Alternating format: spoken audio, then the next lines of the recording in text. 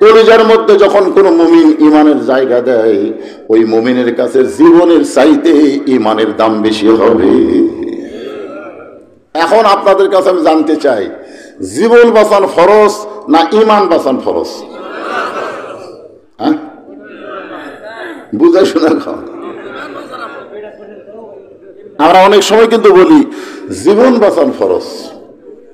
আপনি আমি যত চেষ্টা করি আমাদের জীবন কিন্তু আমরা বাঁচাবার পারবো না, কিন্তু একটু চেষ্টা করলে আমরা ইমানকে বাঁচাবার পারবো। হ্যাঁ, একটু চেষ্টা করলে, কি চেষ্টা করলে ইমান বাঁচবে এর উপরে কিছু কথা আমাদের শোনা দরকার আছে না নাই? উকিল বলতেছে আপনার ফাঁসি হবে, যে কোনো সময় ফাঁসির রায় কার্যকর হবে। আপনি যদি বাঁচবার চান তাহলে রাষ্ট্রপতির কাছে বাঁচার দরখাস্ত লেখেন। রাষ্ট্রপতি যদি আপনাকে মাফ করে দেয় আপনার আর ফাঁসি হবে না। তাসদিক বিল জানানের ইমানদার বলতেছে, উকিল উকিল তোমার কথা শুনে আমার হাসি লাগতেছে। উকিল বলে হাসি কেন লাগতেছে? ইমানদার বলতেছে, তুমি যে রাষ্ট্রপতির কাছে আমাকে দরখাস্ত লিখবার বলতেছ, এইরকম 3টা রাষ্ট্রপতিকে আমি ক্ষমতার থাকা অবস্থায় মরা দেখছি। কয়টা? একটা হলো বঙ্গবন্ধু শেখ মুজিবুর রহমান, একটা হলো জিয়াউর রহমান, একটা হলো জিল্লুর রহমান। 3টাই রহমান। দেখেন মিল আছে না নাই? এই 3টা কিন্তু ক্ষমতার থাকা অবস্থায় মরছে। এরশাদ চাচা ক্ষমতার থেকে যায় মরছে। আর 3টা রহমানের একই ইতিহাস। বঙ্গবন্ধু শেখ মুজিবুর রহমান কি ক্ষমতা থাকতে মরছে না ক্ষমতাতে যাওয়ার পরে? জিয়াউর রহমান, জিল্লুর রহমান।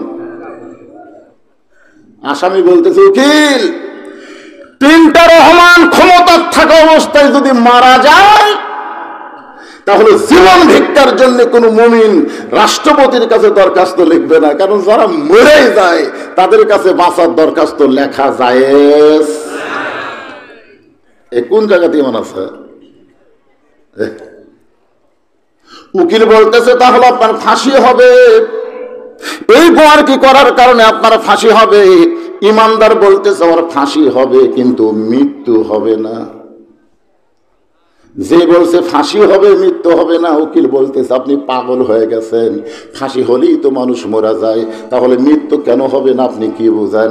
সঙ্গে সঙ্গে আল্লাহর বান্দা বলতেছেন, ওয়ালা তাকুলু লিমান ইউকতালু ফি সাবিলিল্লাহি আমওয়াতুন বাল আহইয়াউ ওয়ালাকিন লা তাশউরুন।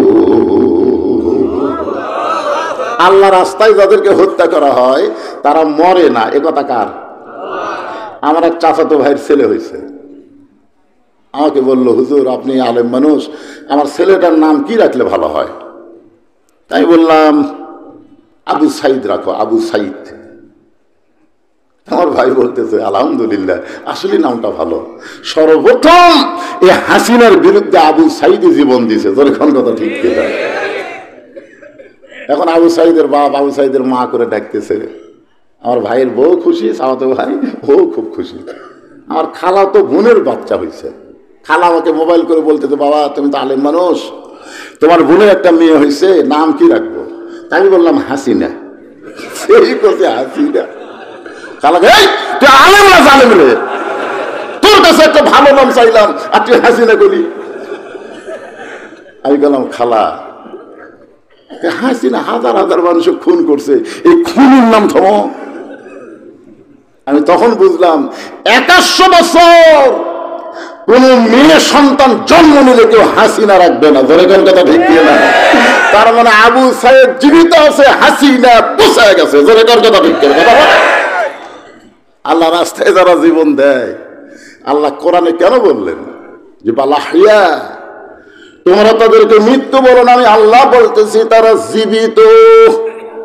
তাসদিক বিল জানান, কলিজার মধ্যে যখন ইমানের জায়গা হবে ওই মানুষটা অন্যায়ের বিরুদ্ধে লাগবে, অন্যায়ের সঙ্গে আপোষ করবে না। আপনারা সত্যি করে বলেন, আগামীতে বাংলাদেশে যদি কোনো অন্যায় কেউ করতে চায় আপনারা কি আপোষ করবেন? জীবন বাঁচান ফরজ নাকি? আপোষ করা মানে তো জীবন বাঁচানো খরচ। গন্ডগোল করে মরবো কেন? আমার এক দাদা ছিল, স্বাধীনতার বছরকে বলতো 71 সালকে বলতো গন্ডগোলের বছর। আমি দাদা বললাম, দাদা এটা যদি আপনি কোন পুলিশ আপনি ধরে রেখে দেবে। আমরা সবাই জানি যুদ্ধের বছর, আর আপনি কোন গন্ডগোল। দাদা তুই কি জানিস রে? তুই স্বাধীনতার সময় কত বড় তুই জানিস? পূর্ব পাকিস্তান পশ্চিম পাকিস্তান আমরা দুই ভাই ছিলাম। আমরা দুই ভাইকে দেখে ভারত ভয়ে থরথর করে কাঁপত। ভারত দেখলো এই দুই পাকিস্তান যদি এক হয়ে আমার বিরুদ্ধে লাগে, আমি তো যে কোনো মুহূর্তে ছাই খাই হয়ে যাব। তখন ভারত দেখলো এই দুই পাকিস্তানকে ঠাঁই ঠাঁই করা লাগবে, ঠাঁই ঠাঁই। তো বাংলাদেশের মধ্যে বেজন্মা কি আছে? বেজন্মা বোঝেন না? জাউরা। এই জাউরা ধরে এই বাংলাদেশ আর পাকিস্তান, পূর্ব পাকিস্তান পশ্চিম পাকিস্তান ভাগ করা লাগবে, ভাগ। ওরা তখন তদন্ত করে দেখলো একটা পাওয়া গেল।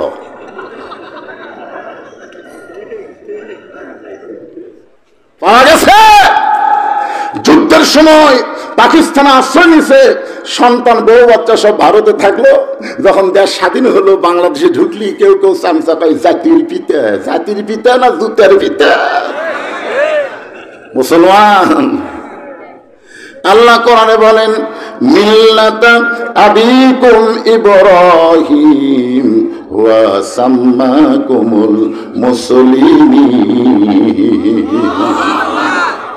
ইমানের দাবি, ইমানের দাবি। মুসলমান যারা হবে বিশ্বাস করবে তাদের জাতির পিতা হলো হযরত ইব্রাহিম। জোরে বলেন নাম কি? হুয়া সাম্মাকুমুল মুসলিমিন, তিনি আমাদের নাম রেখেছে মুসলমান। ইমানদারের একটু খেয়াল করবেন। তাসদিক বিল জানান, কলিজার মধ্যে যখন ইমান আসবে কোনো বাতিলের সঙ্গে সে আপোষ করবে না, বরং জীবন দিবে, ইমান হারা হবে না। আসেন ৩ নম্বর হলো আমল বিল আরকান। আমল বিল আরকান, ইমান অনুযায়ী আমল করা লাগবে। আপনার বলেন তো বর্তমানে বাংলাদেশে ইমান অনুযায়ী আমরা আমল করতে পারতেছি? কথা কয় না, পারতেছেন? আপনি মসজিদের সামনে কাতারে নামাজ পড়বেন, নিয়ত আপনার ভালো না খারাপ? খুবই সুন্দর নিয়ত।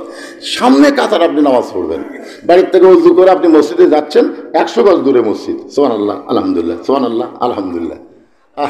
সামনে কাতারা নিয়ত করছেন, কিন্তু রাস্তার মধ্যে 100 গজ জাতি দুটা ব্রয়লার মুরগি, বলছেন, দুইটা বেপর্দা মেয়ে মানুষ আপনার 2 চোখত পড়িছে। ওরা মরে গেলে 5 খবর, ওদের খাটলে আবার চাদর দিয়ে ঢাকবি।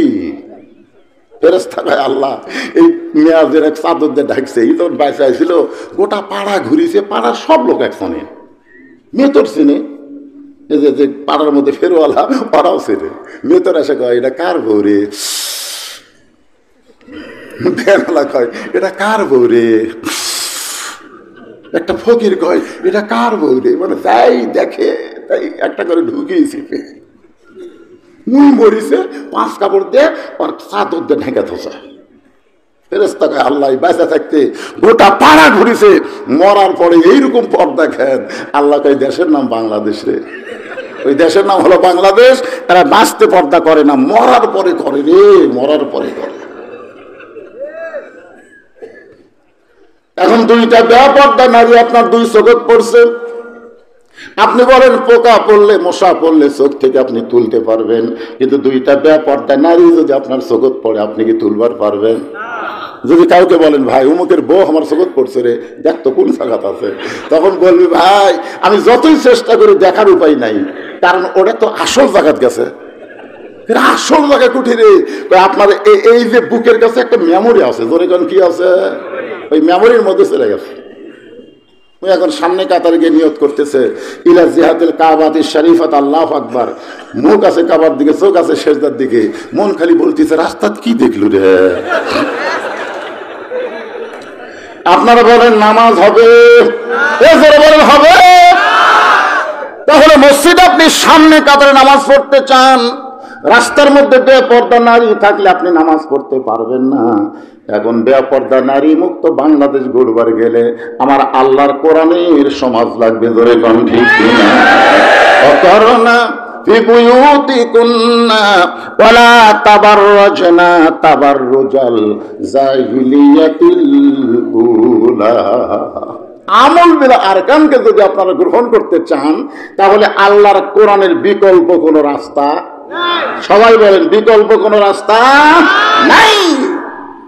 যতই চেষ্টা করেন কোরআন অনুযায়ী যে মুসলমানের রাষ্ট্র গঠন না হয়, সেই ঈমান অনুযায়ী আমল করতে পারবে না। ঈমান অনুযায়ী আমল করতে গেলে 1 নম্বর আমল হচ্ছে নামাজ।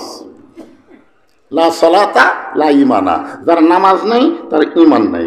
এখন আপনারা সত্যি করে বলেন তো, এই মাহফিলে যত লোক আপনারা বসে আছেন, খাড়া হয়ে আছেন, সবাই কি মাগরিব এশা নামাজ পড়ছেন? কে টানা গেল না? কে গেল রে?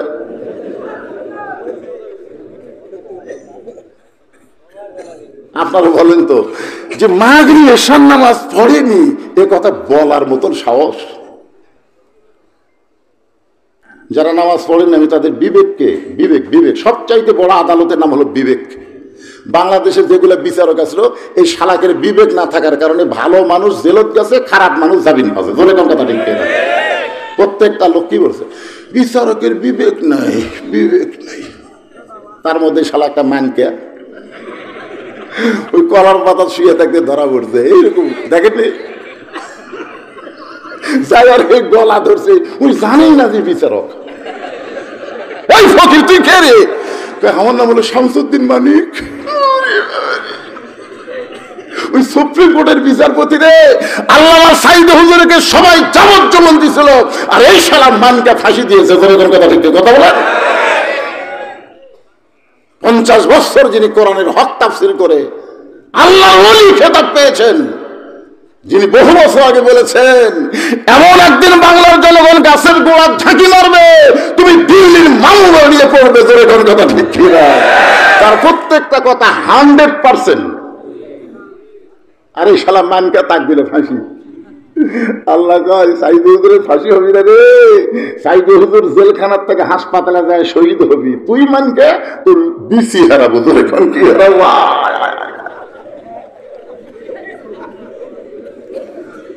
এই জন্য সকলে পড়েন তো ইজ্জমান তাসা, পড়েন কোরআন আয়াত, তো ইজ্জমান তাসা ওয়া তুযিল্লু মান তাসা বিয়াদিকাল খায়র ইন্নাকা আলা কুল্লি শাইইন কাদির। সম্মান দেওয়ার মালিককে, অপমান করার মালিককে, ভালো মন্দর মালিককে, সমস্ত ক্ষমতার মালিককে। সাঈদ হুজুরকে জেলখানায় বন্দী রেখেছিল। হাসিনা যদি কোনো সময় মনে করত সাঈদীকে আমরা যুদ্ধ অপরাধী বানায়, ধর্ষণকারী বানাইয়া জেলখানায় দিলাম, ওর তো আর কোনো অবদান নাই, এর তো আর কোনো জনপ্রিয়তা নাই, এই মনে করি যে হাসিনা 15 দিনের জন্য সাঈদ হুজুরকে ছেড়ে দিত, আপনারা বলেন তো বাংলাদেশের এমন কোন ময়দান কি পাওয়া যাইত যে জায়গায় মানুষের জায়গা হতো?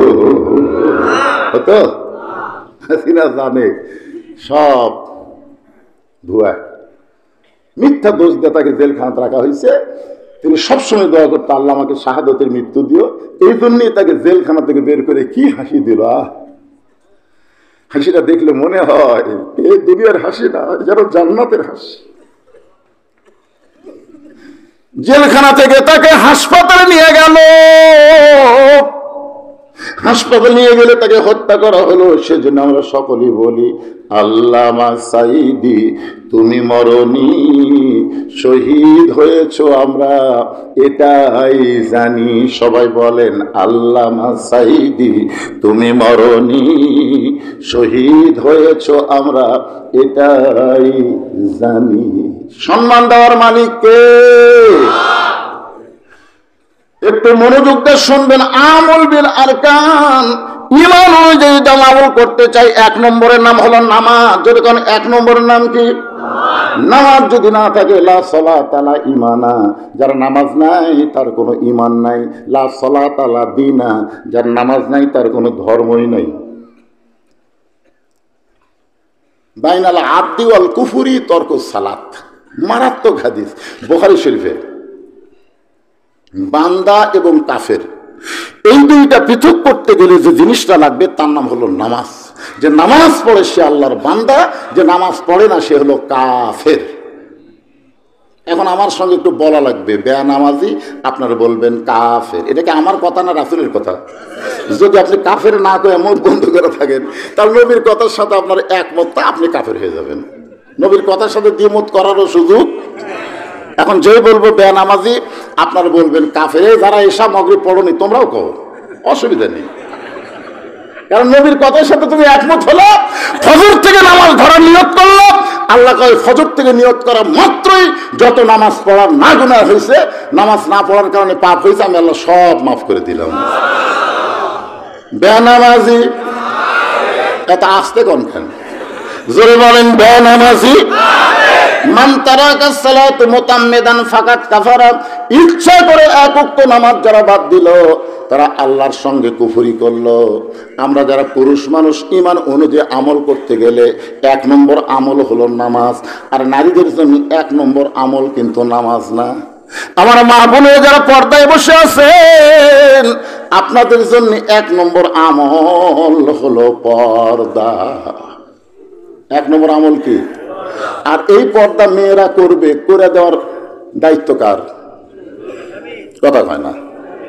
আপনারা মনে করতেছেন আপনার বউ পর্দা থাকে না, হুজুর আমার কি দোষ, আমার বউ বোরকা পরে না, আমার দোষ কি?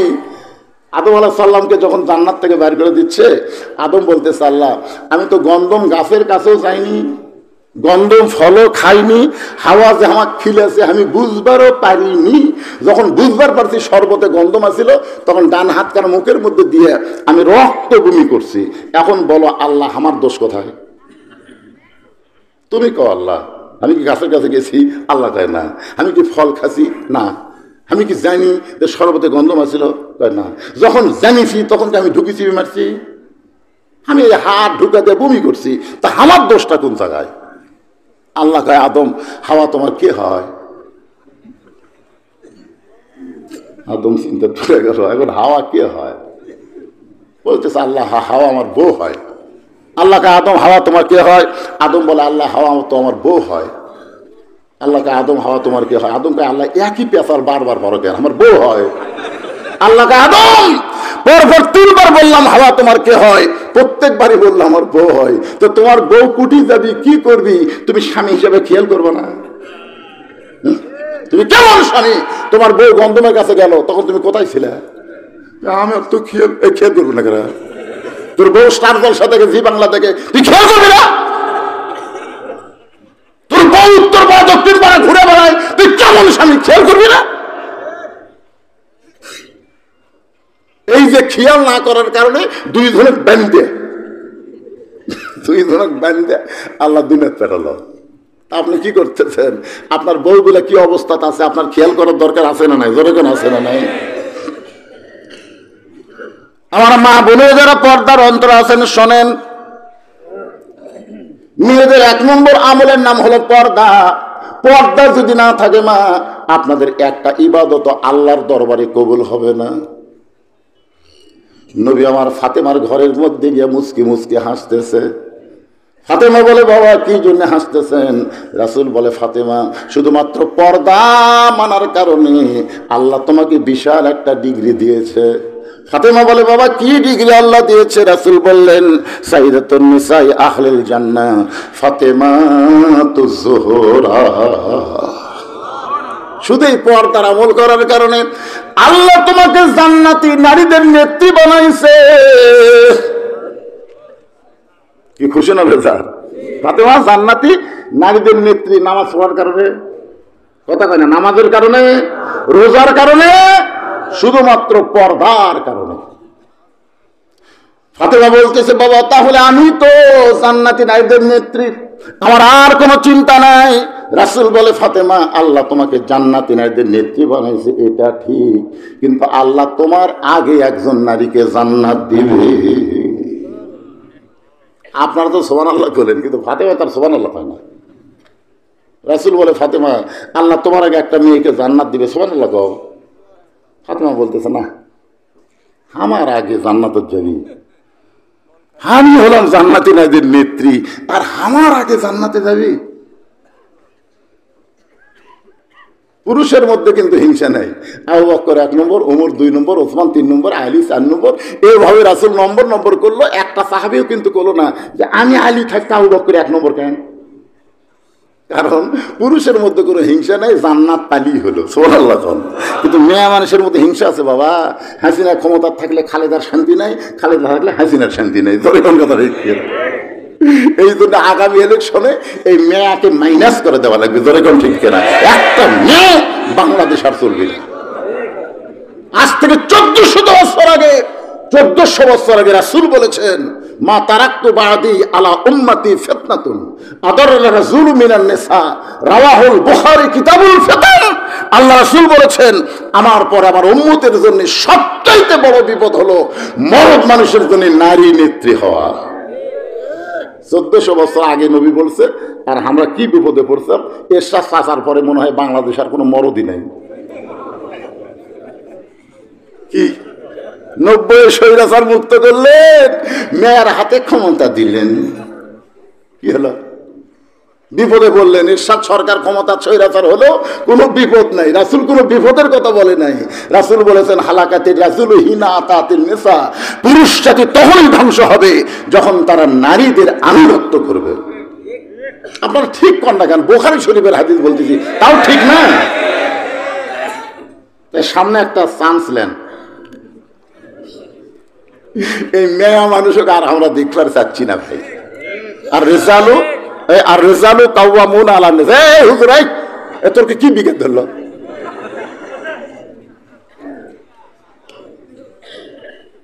না, কথাগুলো কি আমি কোরআন হাদিসের বাইরে বলতেছি। এই দুটা হাদিস বললাম, একটা বুখারী শরীফ, একটা মুত্তাফাকুন আলাইহি বুখারী মুসলিম শরীফের হাদিস। আর কোরআনে আল্লাহ বলতেছে, আর রিজালু কাওয়ামুনা আলা নিসা, পুরুষরা নারীদের উপরে থাকবে। আমাদের কতগুলো মেয়ে মানুষ মিছিল করে নারী পুরুষের সমান অধিকার দিতে হবে, দিতে হবে। আমরা কতগুলো মরদ পিছন থেকে কই দিতে হবে, দিতে হবে। মেঘ দিতে সামনে, মরদ আছে পিছনে। আপনারা বলেন, নারী পুরুষ যদি সমান অধিকার পায়, আল্লাহর কোরআনের অমাননা হবে না?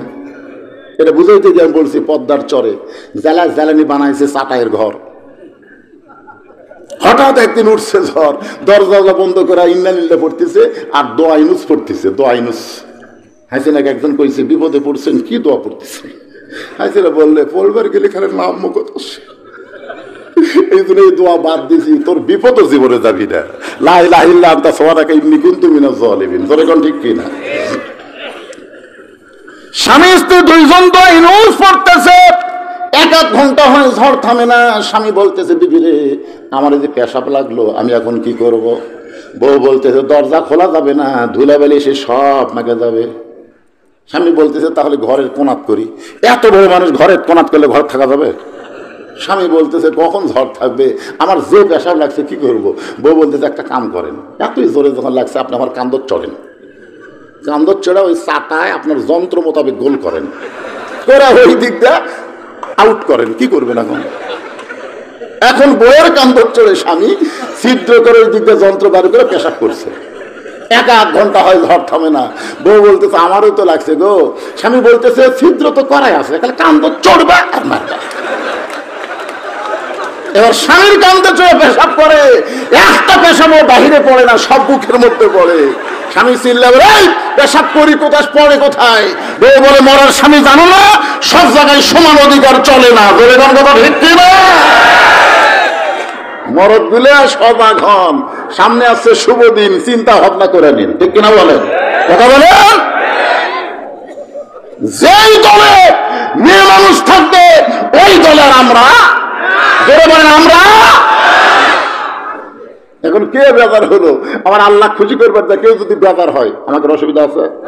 আমি 2টা হাদিস বলছি আর কোরআন থেকে আয়াত বললাম। আমল বিল আরকানের উপর কথা বলতেছি। পুরুষের জন্য 1 নম্বর হলো নামাজ, নারীদের জন্য হলো পর্দা। সেইটা বুঝাইতে গিয়া নবী বলতেছেন, ফাতেমা, আল্লাহ তোমার আগে একজন মেয়েকে জান্নাত দিবে। ফাতেমা বলতেছে, বাবা, সেই মেয়েটা এমন কি আমল করলো যে আমল করার কারণে আমার আগে আল্লাহ তাকে জান্নাত দিবে? মেয়েটার নামটা কি, বাড়ি কোন জায়গায়? রাসূল বললেন, ফাতেমা, ওই যে একটা পাহাড় দেখতেছো, ওই পাহাড়ের সামনে ছোট্ট একটা জঙ্গল দেখা যায়, জঙ্গলের পাশে ছোট্ট একটা বাড়ি, ওই বাড়িটা হলো একটা কাঠুরিয়ার বাড়ি। ওই কাঠুরের বিবি জামিলাকে আল্লাহ তোমার আগে জান্নাত দিবে। আপনার তো সুবহানাল্লাহ ভালোই খুলেন, ফাতেমা বলতেছে একটা কাঠুরের বউ, সাধারণ একটা কাঠুরার বউ, আমি ফাতেমা আগে জান্নাতে যাবে এমন কি আমল করেছে? রাসূল বলে, ফাতেমা কি আমল করে তোমার আগে জান্নাতে যাবে যদি জানতে চাও তাহলে তদন্ত করে জেনে নাও। পরদিন আসরের নামাজের পরে চুপি চুপি ফাতেমা ওই জামিলার ঘরের দরজায়, জামিলা আমি নবীর মেয়ে ফাতেমা তোমার ঘরে একটু ঢুকবার চাই। জামিলার দরজায় ছোট বাচ্চার মতন কাঁদতেছে। ফাতেমা বলে, জামিলা কান্দার কারণ? জামিলা বলতেছে, আমার সারা জীবনের সাধনা আমি নবীর মেয়ে ফাতেমাকে এক নজর দেখবার চাই। ফাতেমা বলতেছে, পাগলি নাকি, দরজা খুললি তো আমার সঙ্গে তোমার দেখা হবে। জামিলা বলতেছে, দরজা খুলতে বড় ভয় পাচ্ছি, কারণ স্বামী আমার বাড়িতে নাই, আর স্বামীর হুকুম ছাড়া ফাতেমার জন্য দরজা খুলতেও আমি ভয় পাই। ফাতেমা কয়, আল্লাহ রে, একটা মেয়ে মানুষ আর একটা মেয়ের জন্য দরজা খুলবি, এটিও স্বামীর হুকুম লাগবি?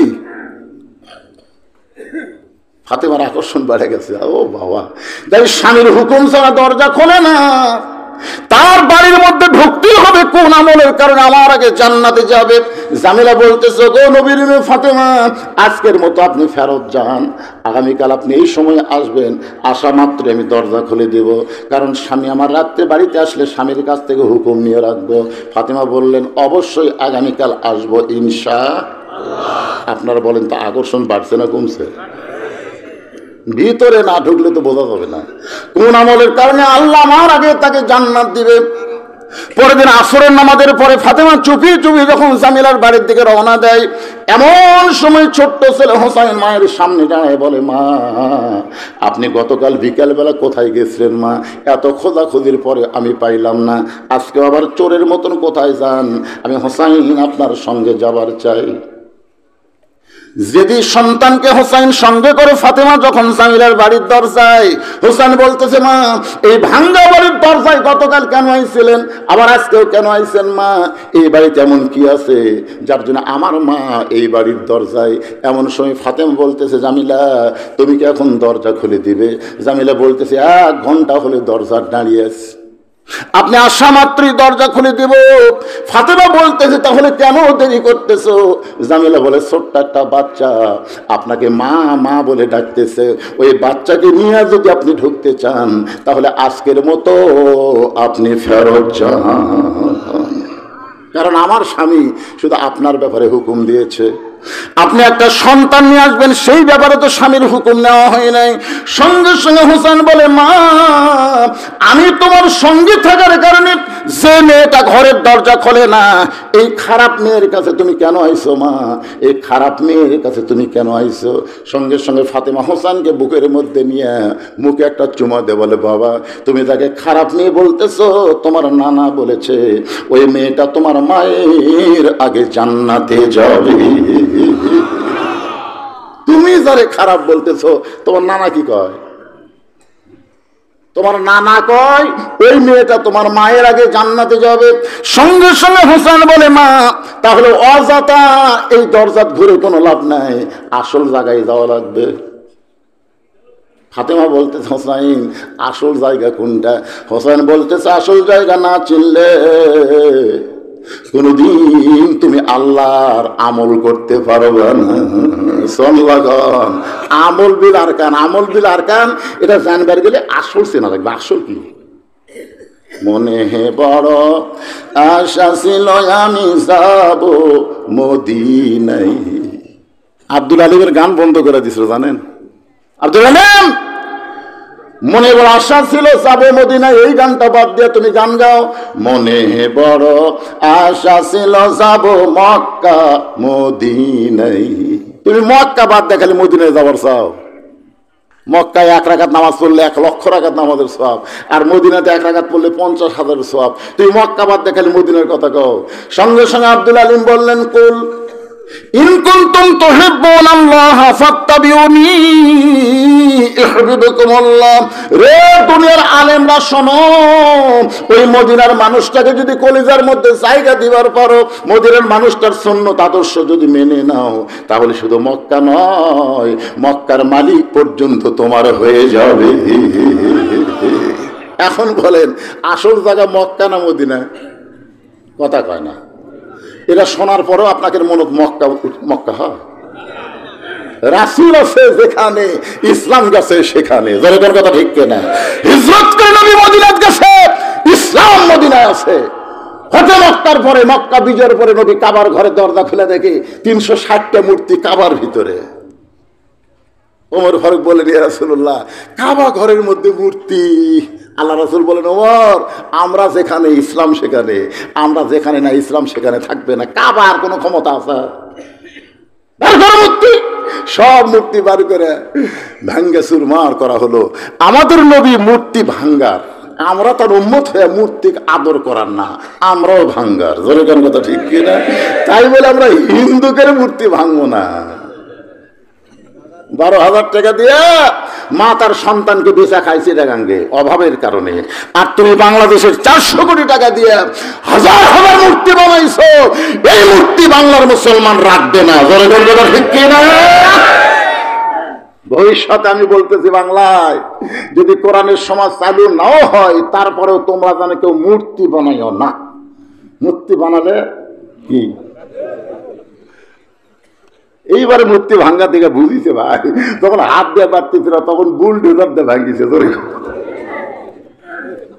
একটা আমি দেখলাম ঘাড়ের উপর যে বসাতে ভাই দিয়া, আর গলার দড়ি হাতের দড়ি দিয়ে টানতেছে। কি হাসি না তোর চোখে পড়িনি কে রে? এটা মুসলমানের দেশ। বলেন আমল বিল আরকান, ইমান অনুযায়ী আমল করতে গেলে কেমন আমল করা লাগবে? আমার মা বোনেরা যারা পর্দায় আছেন একটু মনোযোগ দিয়ে শুনবেন। হোসাইন মায়ের হাত ধরে টেনে নিয়েছে নানার কাছে।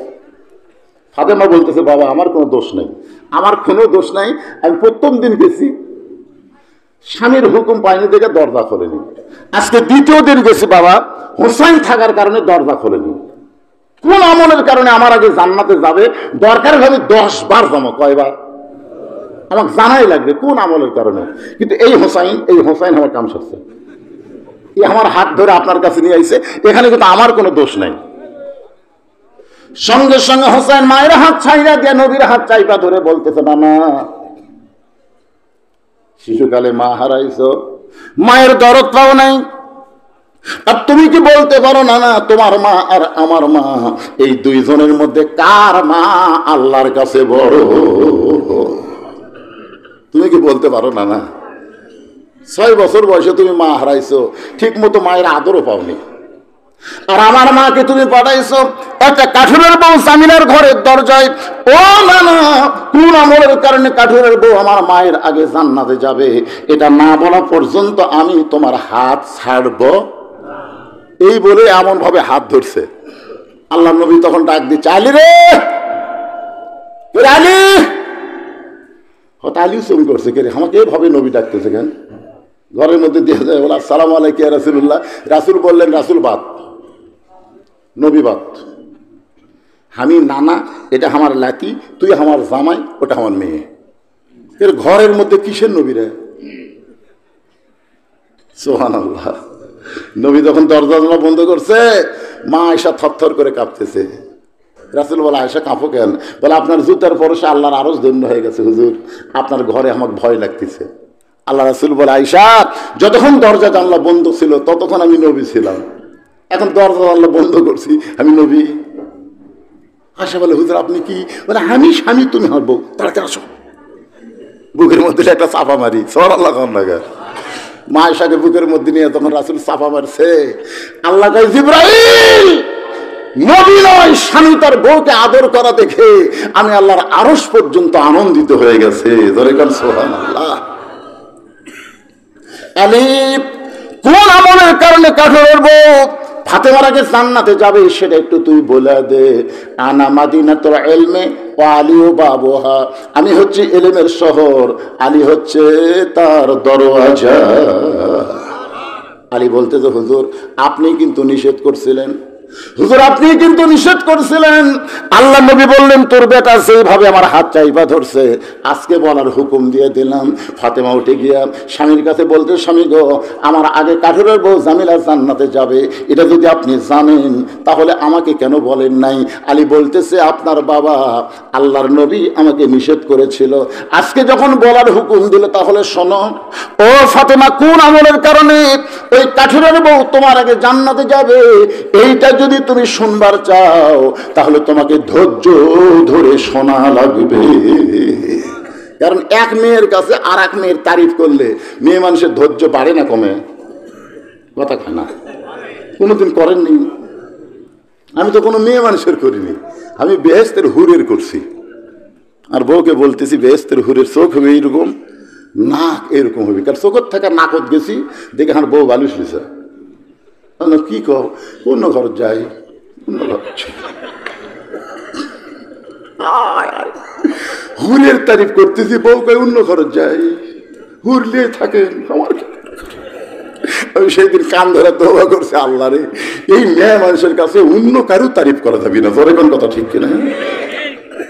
আলী বলতেছে, ফাতেমা কোন আমলের কারণে কাঠেরার বউ তোমার আগে জান্নাতে যাবে এইটা শুনতে গেলে তোমাকে ধৈর্য ধারণ করা লাগবে। ফাতেমা বলতেছেন, ইন্নাল্লাহা মা'আস সাবিরিন, ধৈর্যশীলদের সঙ্গে কে আছে? আপনারা বসে থেকে, ওরা দাঁড়িয়ে থেকে ধৈর্য ধারণ করছে। সুবহানাল্লাহ। ঘড়ির দিকে তাকিয়ে দেখেন 1 ঘন্টার বেশি হয়ে গেছে। এই লম্বা সময় দাঁড়িয়ে থাকা যারা ধৈর্য ধারণ গ্রহণ করে আলোচনা শুনতেছেন একটু খেয়াল করবেন, ধৈর্যশীলদের সঙ্গে কে থাকে? আরো জোরে বলেন। আমি বলতেছেন, ফাতেমা তোমার কি মনে আছে একদিন দুপুর বেলায় তুমি আমার কাছে এসে কান্না শুরু করে দিলে? আলী বলে, ফাতেমা কান্দো কেন? বলে, হাসান হোসেন না খেয়ে ঘুমায় গেছে, চেতন পাইলি আমার কাছে খাবার চাবে। ওগো স্বামী, আমি তদন্ত করে দেখেছি আপনার পকেটে 1টাও টাকা নাই, আমার ঘরেও কোনো খাবার নাই। আলী বলে, ফাতেমা তাহলে বলো আমি কি করব? ফাতেমা বলে, স্বামী গো, আমার এই ওন্নাটা আপনার হাতে দিয়ে দিলাম, এই ওন্না বিক্রি করে যেই টাকা হবে সেই টাকাতে হাসান হোসেনের জন্য খাবার আনবেন।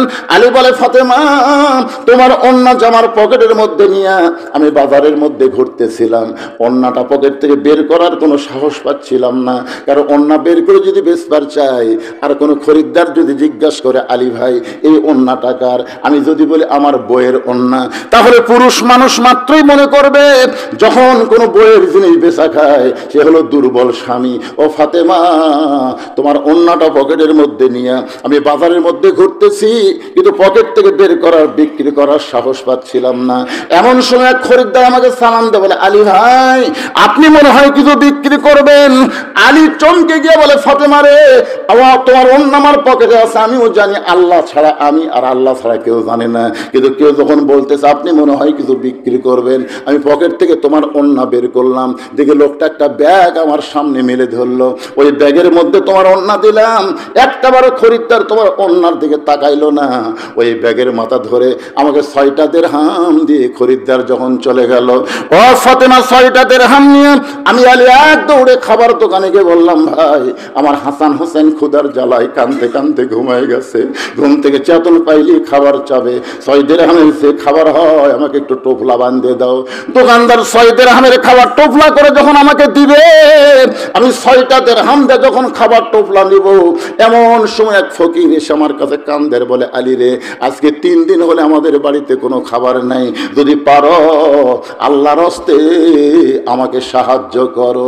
আলী বলে, ফাতেমা আমার এত রাগ হয়ে গেল, আমি সন্তানদের জন্য অন্য বিক্রি করে খাবার নিব, আর ফকিরদার যখন আমার কাছে সাইল করে আমার এত রাগ হয়ে গেল, আমি যেন ফকিরকে বলি মাফ করো, কিন্তু আল্লাহর কোরআন আমার সামনে এসে বলতেছে, আম্মা সাইলা ফালা তানহার, আলী রে সাইলকারীর সঙ্গে খারাপ ব্যবহার করিস না।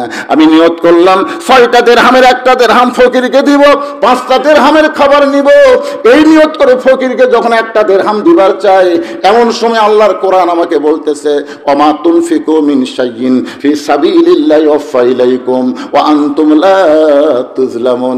আলী রে, ফকিরকে 1টা দিরহাম দিবি, আল্লাহ তোকে 10টা দিরহাম দিবে, ফকিরকে 2টা দিরহাম দিবি, আল্লাহ তোকে 20টা দিরহাম দিবে, আলী তুই যদি 6টা দিরহাম ফকিরকে দান করিস রে আলী, আল্লাহ তোকে 60 দিরহাম ফিরে দিবে। আলী বলে ফাতেমা আল্লাহর কোরআনকে বিশ্বাস করে ফকিরকে 6টা দিরহাম দিলাম। ফকির হাসতে হাসতে যখন চলে যায়, দোকানদার বলতেছে আলী ভাই খাবার টোপলা হয়ে গেছে, এখন টোপলার খবর কি? আলী বলতেছে এক টোপলাতে আমার হবে না ভাই, তুমি 2 বস্তা খাবার প্যাকেট করো। আমি দোকানদারকে 2 বস্তা খাবার প্যাকেট করার কথা বলে আমি বাজারের মধ্যে ঘুরতেছিলাম, আর মনে মনে বিশ্বাস করে বলতেছিলাম আল্লাহ তুমি বলেছো আমা তুনফিকু মিন শাইইন ফি সাবিলিল্লাহি ওয়াফা ইলাইকুম ওয়া আনতুম লা তুজলামুন। আল্লাহ তোমাকে যে দেয় তুমি তাকে ফিরিয়ে দাও, এক দিলে তুমি 10 দাও, কিন্তু আল্লাহ আমি ইনটি পকেটে একেবারে খালি পকেটে বাজারে ঘুরতেছি, আমারে তুমি কখন দিবা? আলী বলে ফাতেমা এমন সময় দেখে এক ব্যক্তি উট নিয়ে আমার কাছে, আলী ভাই উটটাকে আপনি কিনবেন? আমি বললাম 1টা টাকাও তোমার পকেটে নাই, উটটা কেমনি কিনবো? উটওয়ালা বলতেছে 100 দিরহাম বাকিতে উটটা কিনবেন, এটা কিনে আপনি বাজারে বিক্রি করে টাকা দিবেন। আলী বলে ফাতেমার জীবনে এত বড় সুযোগ, 100 দিরহামে বাকিতে উটটা কিনে যেই মাত্র উটের দোকানে বাজারে গেলাম, চারিদিক থেকে মানুষ আমাকে ছাকে ধরে বলতেছে এত বড় আলেম হইয়া এই উটের ব্যবসা কবে শুরু করলেন? এত বড় আলেম হইয়া আল্লাহ রাসূল হাদিসে বলেছেন, আল্লাহ রাসূল বলেছেন যে কোরআন শিক্ষা গ্রহণ করে অপরকে শিক্ষা দেয় সব চাইতে সম্মানী ব্যক্তি খায়রুকুম মান তাআল্লামাল কুরআনা ওয়া আল্লামা। আর আপনি হলেন পৃথিবীর সবচাইতে বড় আলেম। আপনি কোরআনের শিক্ষা দেওয়া ছাড়া, আল্লাহর রাস্তায় দাওয়াত দেওয়া ছাড়া এই উট বেচা ব্যবসা কবে থেকে শুরু করলেন? আলী বলে ফাতেমা মানুষ যখন আমাকে তিরস্কার করা শুরু করলো, এমন সময় এক খরিদ্দার বলতেছে আলী ভাই হাট বাজারে ভালো মানুষ বেশিক্ষণ থাকা চলবে না, এই উটটা কত দিয়ে বিক্রি করবেন? আমি বললাম ভাই যে বিপদের মধ্যে পড়ছি ভাই, তোর যা মনে হয় তাই দিয়ে তুই কিনালে। খরিদ্দার বলতেছে আলী ভাই 160 দিরহাম দিয়ে কিনতে চাই।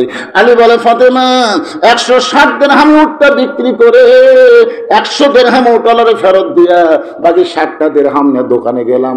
ও দোকানদার ভাই খবর কি? বলে 2 বস্তা খাবার প্যাকেট করেছি, দাম কত? বলে 60টা দিরহাম দিলেই চলবে। আলী বলে ফাতেমা এই 60টা দিরহাম দিয়ে 2 বস্তা খাবার 2 কান্দে করে আমি বাড়ির দরজায়, তোমার কি মনে আছে আমাকে দেখা মাত্রই তুমি দরজা বন্ধ করে দিলে, দেখা মাত্রই দরজা বন্ধ। আলী বলে ফাতেমা বড় ক্লান্ত হয়ে আইছি, তাড়াতাড়ি দরজা খোলো। ফাতেমা বলতেছে গো স্বামী অন্যা বিক্রি করে টাকা দিয়া বড় জোর 1 টোপলা খাবার হবে, আপনি 2 বস্তা খাবার কোথায় পাইলেন? যতক্ষণ না বলবেন ততক্ষণ দরজা খুলবো না। আপনি 10,000 টাকার চাকরি করেন, 20,000 টাকার বাসা ভাড়া নেন, টাকা কোথায় পান? স্ত্রী হিসাবে জানার অধিকার আছে না নাই? দরকার আছে না নাই? আজকে প্রত্যেকটা স্ত্রী যদি মনে করত না খাইয়া মরে যাব কিন্তু হারাম খাবো না, বাংলাদেশের একটা স্বামীও দুর্নীতি করতো না। ধরে কোন ঠিক কিনা? অন্য বিক্রি করে টাকা দিয়া বড়জোর 1 টোপলা খাবার হবে, আপনি 2 বস্তা খাবার কোথায় পাইলেন? আলী বলতেছে ফাতেমা খালি দরজা খুলে দাও, ভিতরে গিয়েই তোমাকে বলতেছি। ফাতেমা বলতেছে আগে বলেন তারপরে দরজা খুলবো, দরকার হলে আমার হাসান হোসেন না খায়া মরবে, কিন্তু আপনার ওই 2 বস্তা আমারও দরকার লাগবে না। আলী বলতেছে ফাতেমা একটাবার দরজা খোলো। ফাতেমা বলতেছে আগে বলেন তারপরে খুলবো। আল্লাহর কোরআন বলে আলী রে বইয়ের কাছে ছোট হোস না, আর রিজালু কাওয়ামুনা আলান নিসা। আলী বলতেছে ফাতেমা তুমি যখন দরজা খুললে না তখন 2 বস্তা খাবার নিয়ে রাগ করে নবীর কাছে আসলাম। নবী তখন বসেছিলেন, বসা নবী উঠে এসে আমাকে বললেন আলী দে দে তুই বড় ক্লান্ত হয়ে গেছিস, তোর কাঁধের বস্তা আমি নামায় দেই। আল্লাহর নবী 2 বস্তা আমার কাঁধ থেকে নামায় নিয়ে আমার কপালে একটা চুমা খাইলেন। আমি খুশি না হওয়াতে নবী বললেন আলী তোর কাঁধ থেকে বস্তা নামায় নিয়ে তোর কপালে চুমা দিলাম, এরপরেও তুই কেন খুশি না? আমি বললাম নবী গো আপনি ভালো, কিন্তু আপনার মেয়ে তো ভালো না। আপনি আমার কপালে চুমা দিয়ে কাঁধ থেকে বস্তা নামাই নিলেন, কিন্তু আপনার মেয়ে বাড়ির দরজা খুললো না। রাসূল বলে আলী ফাতেমা যদি দরজা খুলতো তাহলে তুই আমার কাছে আসতি। আলী বলতে হুজুর দরজা খুললে আবার কেমনে আসবো? রাসূল বলে আলী রে, ফাতেমা দরজা না খোলার পেছনে কারণ হলো তোর কাছে যে খরিদ্দার অন্না কিনেছে। তুই কি বলতে পারিস আলী কে অন্না কিনেছে? আলী বলতেছে রাসূল আল্লাহ আমি জানি না। রাসূল বলে আলী তুই কি বলতে পারিস কোন ফকির তোর কাছে ভিক্ষা চাইছে? আলী বলতেছে রাসূলুল্লাহ আমি জানি না। নবী বলে আলী রে, কে তোর কাছে উট বিক্রি করলো আর কে তোর কাছ থেকে উট কিনলো তুই কি বলতে পারিস? আলী বলতেছে রাসূলুল্লাহ আমি তো কিছুই জানি না। রাসূল বলে আলী রে, ফাতেমা দরজা না খোলার পিছনে কারণ হলো তুই রাগ করে আমার কাছে আসবি আর এই চারটি বিষয় আমি নবী তোরে জানায়া দিব। লিল্লাহি তাকবীর। কে তোর কাছ থেকে অন্যায় কিনলো জানার দরকার আছে না নাই? কোন ফকির তোর কাছে ভিক্ষা নিল, কে তোর কাছে উট বিক্রি করলো, কে আবার খরিদ্দার হয়ে উটটা নিল, তুই যদি শুনতে আসিস আলী তাহলে ধৈর্য নিয়ে আমার সামনে বস।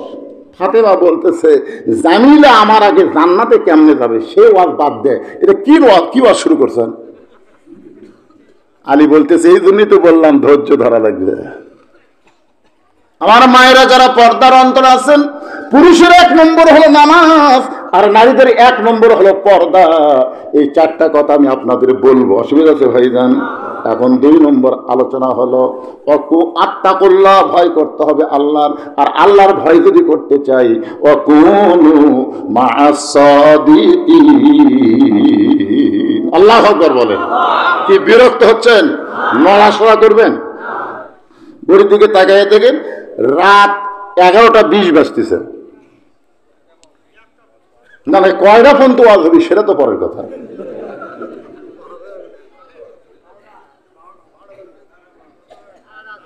আপনারা বসে আছেন, আপনাদের নিয়ে আমার কোনো টেনশন নাই, কিন্তু খারাপ হওয়া লোকগুলো চিন্তা করে কি দৌড়ি মারে নাকি?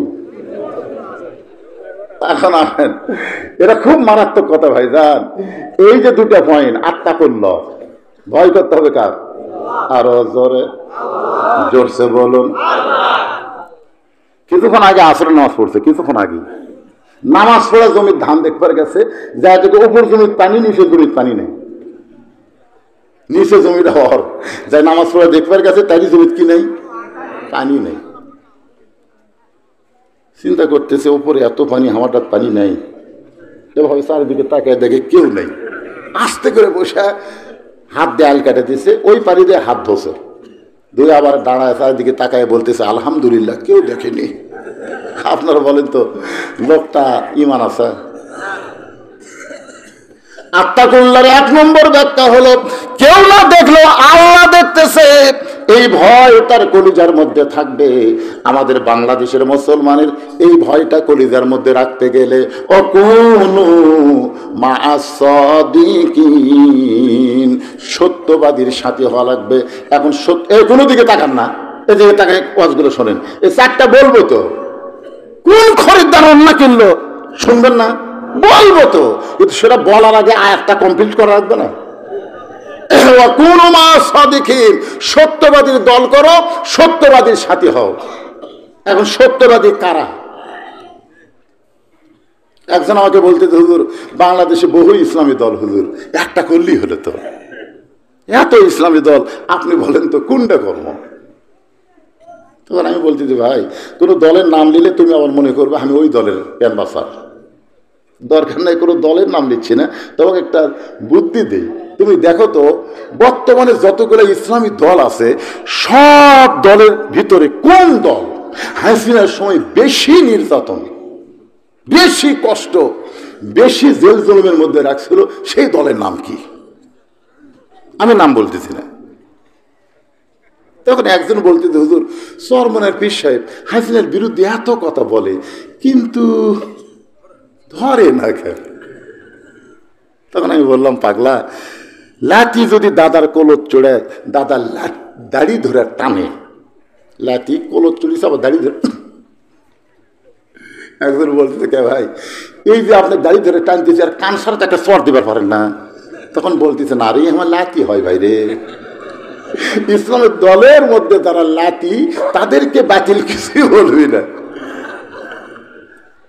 আমি নাম বললাম না, পরে আপনারা চিন্তা করবেন ওয়াকুনু মা'আস সাদিকিন, কোন দলের সাথে থাকা লাগবে। নাম ধরবেন কেন? আধা কথা আদম বোঝে, সারাত কইলেও গাধা বোঝে। সারাত কইলেও গাধা বোঝে নাকি? ব্রিজের উপরে দিয়ে মালিক বলতেছে গাধা, এই ব্রিজের তলে হলো গোমরাহি নদী, আর ব্রিজ হলো হেদাত। হেদাত দিয়ে বাজারে যাওয়া লাগবে, বাজার থেকে আবার হেদাত দিয়ে বাড়ি যাওয়া লাগবে। ব্রিজ হলো হেদাত, আর নদী হলো গোমরাহি। মালিক গাধাকে বুঝাচ্ছে। গাধা বাজারে 2 মণ চিনি গাধার পিঠের উপর তুলে দেয়, পিঠে পেটে বান্ধা দিয়ে মালিক বলতেছে, ও গাধা, হেদাত দিয়ে বাড়ি যাবি, খবরদার গোমরাহির মধ্যে যেন নামিস না। গাধার পিঠে 2 মণ চিনির বস্তা দিয়ে মালিক বলতেছে, ওই ব্রিজ হলো হেদাত, নদী হলো গোমরাহি, খবরদার ব্রিজ দিয়ে যাবি, নদীর মধ্যে যেন নামিস না। গাধা নদী পর্যন্ত আইসা ওই চিনির বস্তার কারণে গাধার গাও ঘামা তৃষ্ণা লাগছে। আপনার বলেন তো মালিকের বাড়ির পানি আছে না নাই? কিন্তু গাধার নজর গোমরাহির দিকে চলে গেছে, নদীর দিকে। গাধা বলতেছে, একটুখানি কষ্ট করে নদী গোমরাহির পানি খাবো, হেদাত দিয়ে বাড়ি যাবো। একটুখানি কষ্ট করে নিচে নামে গোমরাহির পানি খাবো, হেদাত দিয়ে বাড়ি যাবো, এই মনে করে গাধা যখন নদীর কিনারায় গিয়ে পানি খাবার চায়, আপনার দেখবেন গাধার এই জায়গার মুখ থুতনি একটু লম্বা, থুতনু কি থুতু দেখেননি? থুতু থুতু থুতু একটু লম্বা, যে পানি খাবার গেছে থুতু লাগে পানি ঘোলা। গাধা কয়, কষ্ট করে যখন নামছি ঘোলা পানি খামো, আর একটু নামবো। আপনার বলেন তো হেদাত দিয়ে যায় মালিকের বাড়ির পানি আসে না নাই? কিন্তু ওই থুতুতে ঘোলা হয়ে গেছে, 2 পাও যেই নামাজে, পাও দুটো যেই নামাজে ঘোলা আরো বেড়ে গেছে। গাধা কয়, 2 পাও যখন নামাছি আমি টলটলাই খামো, ঘোলা খামো না। এই 2 পাও তুলে 4 পাও যখন নামাজি ভাই, পানির ঘোলা বেরিয়ে বেড়ে গেছে। ওই তো সামনে পরিষ্কার দেখা যায়, তোর পিঠের উপর যে কি আছে ওইটার দিকে খেয়াল না করে ওই সামনে যাতে যাতে এখানে পরিষ্কার পানিও খাচ্ছে, পিঠ ফাড়া দেয়, ওজন কমা যায়, পিঠ ফাড়া দেয়, ওজন কমা দেয়। তখন গাধা গাই কে রে, এতদিন মালিক আমার ভুল বুঝেছে রে, মালিক আমার ভুল বুঝেছে। হেদাতের মধ্যে কষ্ট রে, গোমরাহির মধ্যে কোনো কষ্ট নাই। মানে যতই নিচে যায় চিনি গোলা গোলা ওজন কমা যায়। গাধা কয়, আবার কষ্ট করে হেদাত তো মারমো সাঁতার। একেবারে সাঁতার মারছে, নদী পার হয়ে গেছে, বস্তা আছে চিনি নাই, বস্তা আছে কি নাই? গাধা বাড়িতে গেছে, মালিক যায় দেখে, আরে গাধার বস্তা আছে চিনি নাই। এত ওয়াজ করলাম গাধা, বুঝাতে পারলাম না। পরের দিন আবার যাওয়ার সময় বলতেছে, এই গাধা, এই ব্রিজ হলো হেদাত, নদী হলো গোমরাহি, খবরদার নদীর মধ্যে নামবি না, ব্রিজ দিয়ে যাবি, বাড়িতে সব খাবার পাবি। গাধা খালি মনে মনে কয়, তুই যতই ওয়াজ কর, কার মধ্যে শান্তি আমার জানা আছে। মালিক কিন্তু গাধার মনের খবর জানে। 2 মণ তুলে পিঠের ওপর বস্তা করে দিছে, 2 মণ তুলে, ধরে কোন কয় মণ? 2 মণ তুলার বস্তা নিয়ে গাধার আরো শরীর গরম হয়ে গেছে। আগের দিন গাধা চিন্তা ভাবনা করে নামছে, কিন্তু আজকে আর চিন্তা ভাবনার দরকার নাই, কারণ যত নিচে যাবে ততই শান্তি। গাধা এক টানে মাঝখানে যেই গেছে, গতকাল গোলা গোলা বার হচ্ছে, আর আজকে সংসদ করে ভিতর ঢুকতেছে। 2 মণ তুলে 20 মণ হচ্ছে। গাধার সাঁতার দিবার পরে মালিক বলে, গাধা রে,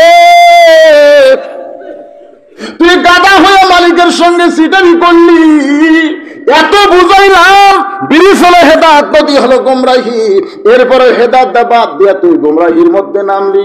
আমরা হলাম আদম সন্তান, আদা কথায় আমরা বুঝবো, গাধার মতন এত বুঝান লাগবে না। ধরে গন্ডটা ঠিক না, কখনো ও মা আসাদিকিন। আল্লাহ রাসূল বলে, আলী যে ফাতেমার ওন্না কিনেছে সেইটা দুনিয়ার কোনো খরিদ্দার নয়। ফাতেমা হলো পর্দানিশী, আর পর্দানিশী নারীর ওন্না দুনিয়ার কোনো মানুষ কিনা আল্লাহ পছন্দ করে নাই। এই কারণে আল্লাহ নিজে খরিদ্দার হইয়া, নিজে স্বয়ং খরিদ্দার হইয়া একটা ফেরেশতাকে মানুষ বানায়া তোমার কাছে ফাতেমার ওন্না 6 দিরহামে কিনে, ওই ওন্নাটা রাসূল বলতেছে বর্তমানে আল্লাহ জান্নাতের মধ্যে যত্ন করে রাইখা দিয়েছে। আচ্ছা ঠিক আছে, আপনার ব্যাগ পাঠান, ব্যাগ দিয়ে দেন, আর ওয়াজও চলবি, ব্যাগও চলবে। আপনারা কি বুঝতে পারতেছেন? একবার ব্যাগ দিছে, তখন এই সামনে কয়টা লোক আসছিল, পিছন লোকগুলো হচ্ছিল না, এরাও এত আসছিল না। এই মাদ্রাসার উন্নয়ন করে একজনও তো উঠা বসা করেন না, প্যারালাইসিস কিন্তু রোগ হবে। আপনারা কি মনে করতেছেন যে আলী একটা দিয়ে কয়টা পাবে? 1 টাকা দিয়ে কয়টা পাবে? 10টা। 1 দিরহাম দিলে কয় দিরহাম? আল্লাহর কোরআনকে বিশ্বাস করার কারণে পাইছে কি পাইনি? যেরকম পাইছে কি? কথা বলেন। 6 দিরহাম দিয়ে 7 দিরহামে 2 বস্তা খাবার নিয়ে যাচ্ছে, তার মানে কি? আপনারা বিশ্বাস করেন 100 টাকা দিলে 1000 টাকা পাবেন, 1000 টাকা দিলে 10,000 পাবেন। আজকে না পালে কাল সকালে পাবেন। যখন বলে হুজুর কেমনে পাবো, কেমনে পাবেন? আগামীকাল মোটরসাইকেল নিয়ে পত্নীতলা বাজারে যাওয়ার আগে ভুটভুটির সাথে বাজা আপনার অ্যাক্সিডেন্ট হবে, একটা পা যাবে, একটা হাত যাবে, 50,000 টাকা খরচ হবে। কিন্তু আজকে যদি আপনি 1000 টাকা দান করেন, ওই আগামীকালের বিপদ থেকে আল্লাহ পাক আপনাকে বাঁচাবে। আপনি জানেন আগামী মাসে আপনার 17 বছরের বুলবুলি মেয়েটা একটা ভ্যানালার সাথে প্রেম করে বাড়ি হয়ে যাবে, আপনি জানেন? জানেন না তো। আজকে আপনি 1000 টাকা দিবেন, ওই প্রেম আপনার মেয়ে ভুলে যাবে। আপনার ছেলে এই যে কতগুলো ছেলে আছে আলিয়ার মতন R15 মোটরসাইকেল এই করতেছে, ওই যে বেজে মরবি সেটা আপনি জানেন। আর সাথে সাথে তার উদ্দল বলা আজকে আপনি দান করেন, 1 বছর আপনাকে ডাক্তারের কাছে যাওয়া লাগবে না। সুবহানাল্লাহ বলেন। এই জন্য বিশ্বাস করবেন, আল্লাহর কোরআনকে বিশ্বাস করার দরকার আছে না নাই?